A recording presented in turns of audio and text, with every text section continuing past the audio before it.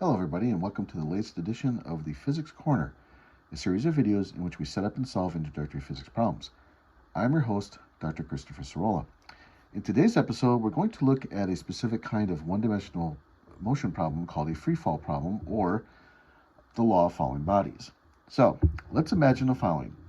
A child has climbed up to the top of a bluff or cliff. Short diversion about that. When I grew up, they were called bluffs in the part of the country I lived in. And takes a rock and drops it from rest. Later on, a few seconds later, it hits the water. A couple of questions we could ask about this situation. One is, given how much time it took for the rock to hit the water, how tall is the bluff? And how fast was the rock moving as it hits the water? Let's talk about it. So, one of our good strategies to use in problems like this is to construct a table of knowns and unknowns. In other words, let's take a look at what we know from the problem and what we need to find out for the problem, or at least things that we don't know about the problem that maybe we do want to find out. So, knowns and unknowns, like this. All right, so for the knowns, it specifically says the child drops a rock from rest. So our original speed of the rock is given as 0. That's what at rest means. Second fact that we have given says the rock hits the water 3 seconds later. That is time. So I can write that down as 3 seconds. One more bit that's not talked about directly in here, but is definitely implied, is the acceleration due to gravity. The whole reason the rock falls downwards is because of gravity. So let's write that down. Specifically, let's write it down as g. Now, for our purposes, in a lot of these problems we're going to do together, we're going to round off g to 10 meters per second squared. Now, if you're doing a lab or you have some more involved calculation, chances are where you live, the value of g is actually 9.81 meters per second squared. But we're going to round off to 10 for purposes of these problems because we're interested in showing off how they're done, and the calculations will be a lot easier if we just round off to 10. So, again, for purposes of our demonstrations, we're doing that. If you're in an actual situation where you do need the value of g, use the real value of g. Okay, so what don't we know? Well, the questions sort of hint at that. How tall is the bluff? And so I can call that a delta y here today. And how fast is the rock moving as it hits the water? That will be our final speed, which we can say is vf for our final speed. Okay. Now, notice something I've done here. I've called it delta y rather than, say, delta x. And that's just because we're used to using y as a vertical distance. So nothing more complicated than that. All right. Second thing I'm going to do is, in this particular problem, since all the motion is going downwards, let's assume the positive direction for all the motion is downwards. Now, we don't have to do that, but we can, and it's perfectly legit to do that. It's no problem at all, as long as we stay consistent throughout the problem. We cannot, for example, start the problem assuming that the direction is going down positive, then somewhere in the middle of the problem change to going up as positive. Once we make that choice, we have to stick with it. Think of it this way. If you're driving down the road, the rules of the road in this country are that you stay on the right-hand side of the road. If you start driving on the left-hand side of the road in the middle of your driving, you're going to encounter problems. So let's not make problems where we don't need to. Let's be consistent. Let's always drive on the correct side of the road, whatever side that might be. So if you're in a country where you always drive on the left-hand side of the road, like, say, the Bahamas, which I've had the fortune to visit once, then you always drive on the left-hand side of the road. But either way, choose a direction, stick with it always. And that's what we'll do here. Okay, so with that in mind, let's go ahead and take a look. Now, these are facts. Now, something that will help us a lot is to have our equations of motion written out, so let's do that. So, in this case, I'm writing it as delta y, not delta x, but otherwise the equations will look exactly the same. So, delta y is v naught t plus 1/2 at squared.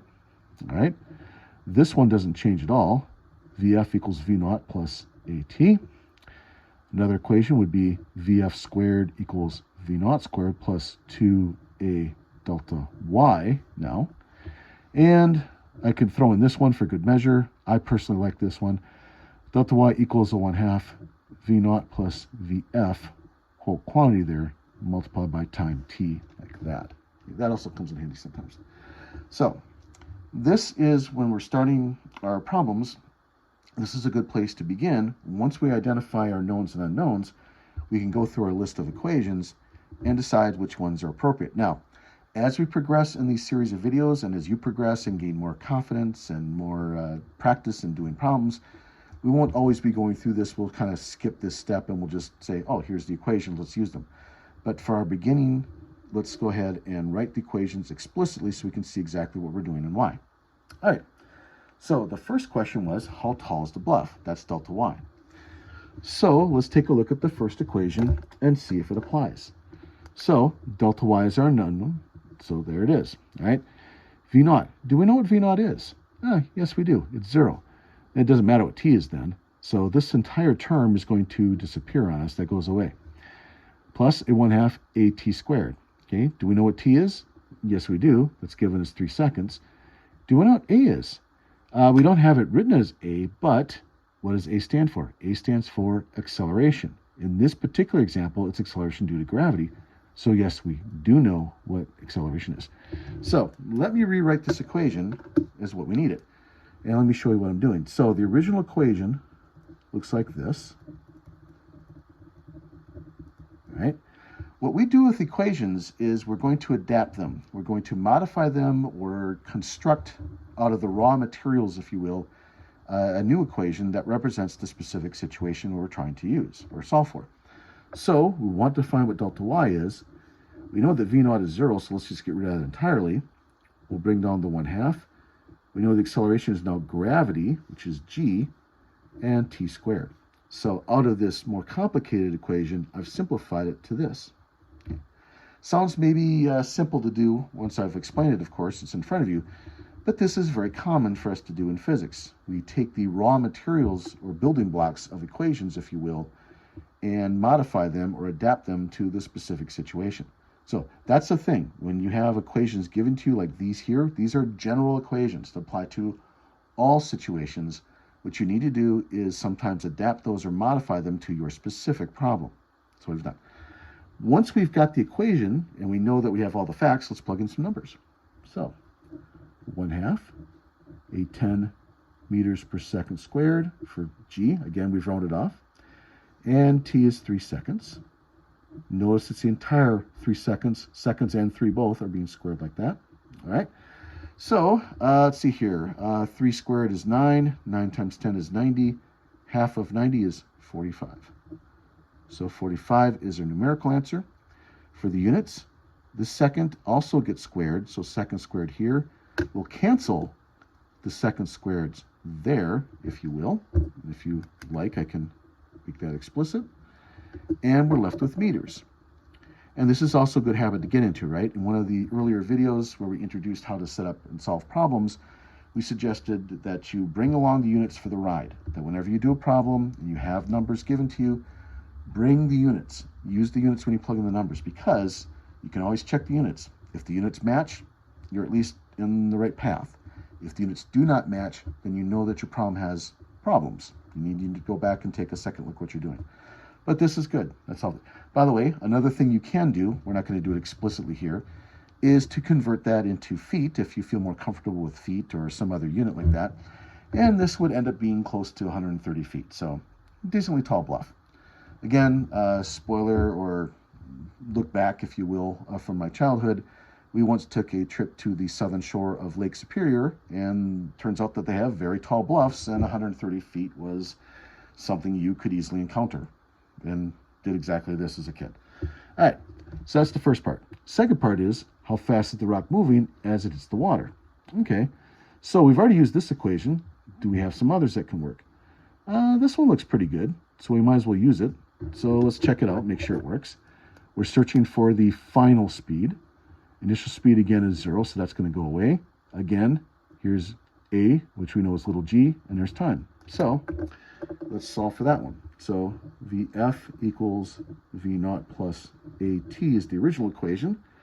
This now becomes Vf equals Gt, right? Same logic as we just applied before. Put in the numbers, 10 meters per second squared, 3 seconds like that. And my answer is 30 meters per second. And again, you can check the units to make sure that works the way it's supposed to work. Okay, 30 meters per second, by the way, translates to about 67 or so miles per hour, which is kind of an interesting thing to say. If you are, say, 45 meters up or 130-ish feet above the water surface, you'll hit the water at about 67 miles per hour, which is pretty good highway speed, right? So it doesn't take too long. 3 seconds is not a lot of time, and you can gather up a lot of speed just falling by gravity. The reason it's called free fall is because there's nothing else happening. We assumed right here, it says, no air drag, so no air resistance, no wind blowing the rock off course, nothing else is going on. It's just simply the rock falling without referencing all that. If we had those involved, this would be a much more difficult problem, but we're simplifying. And you would find in almost all circumstances, if you have an actual rock, that any modification you would make to the solution would be a minor one. We've already done that by rounding off g to 10 anyway. So, all right. And that is how we use the equations of motion to solve for this problem. Note, by the way, it is still a one-dimensional problem. It's just that the dimension is vertical rather than horizontal. Okay. Technical support for this video is supplied by Cindy Geltraw and Sophia Turner. Funding comes from the University of Mississippi and the University of Southern Mississippi. We recorded this in Hattiesburg, Mississippi. I am your host, Dr. Christopher Sorolla. Thank you, everybody, for your attention, and clear skies.